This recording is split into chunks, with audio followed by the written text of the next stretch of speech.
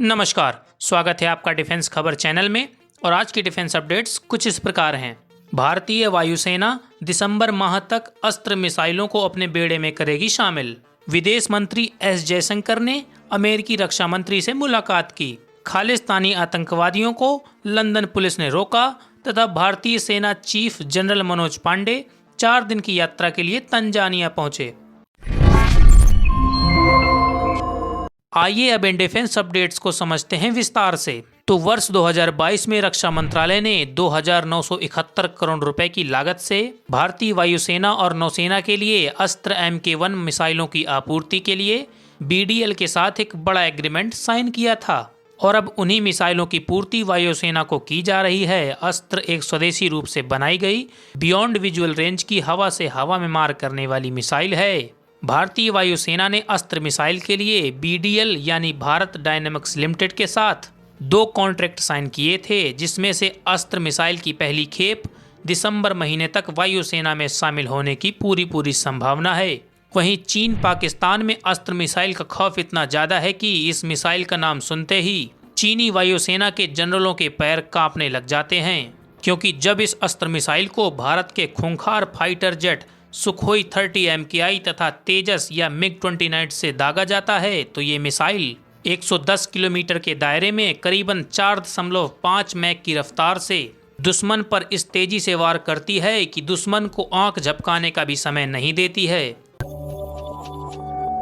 भारतीय विदेश मंत्री एस जयशंकर ने शुक्रवार को अमेरिकी राजधानी वाशिंगटन DC में अमेरिकी रक्षा सचिव लॉयड ऑस्टिन से मुलाकात की। और जिस तरह से भारत के रक्षा मंत्रालय के चीफ रक्षा मंत्री होते हैं, ठीक उसी तरह से US के रक्षा मंत्रालय चीफ रक्षा सचिव होते हैं, बस पद का नाम अलग है। तो विदेश मंत्री एस जयशंकर ने US के रक्षा सचिव से मुलाकात की तथा सैन्य उपकरणों की ज्वाइंट मैन्युफैक्चरिंग तथा द्विपक्षीय डिफेंस कॉपरेशन को गहरा करने पर सकारात्मक चर्चा की। विदेश मंत्री ने US के वाणिज्य सचिव जीना रायमोंडो से भारत US के बढ़ते व्यापार को और अधिक बूस्ट करने पर चर्चा करने के साथ साथ अमेरिकी NSA जेक सुलिवान, अमेरिकी विदेश मंत्री एंटनी ब्लिंकन तथा US ट्रेड रिप्रेजेंटेटिव कैटरीन ताई से अहम मुद्दों पर चर्चा की।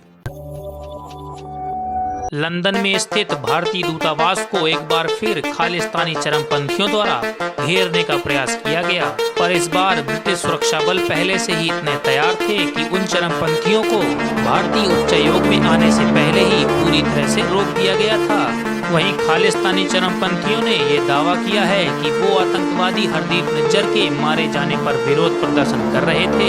पर उन सभी खालिस्तानियों को हमारा ये सुझाव है कि भारत को तोड़ने का सपना देखने वाले तत्वों का समर्थन अगर उनके द्वारा लगातार किया जाता रहेगा तो वो दिन दूर नहीं जब कुछ अज्ञात व्यक्तियों द्वारा न जाने कितने खालिस्तानियों को अज्ञात रूप से निजी खालिस्तान भेज दिया जाएगा।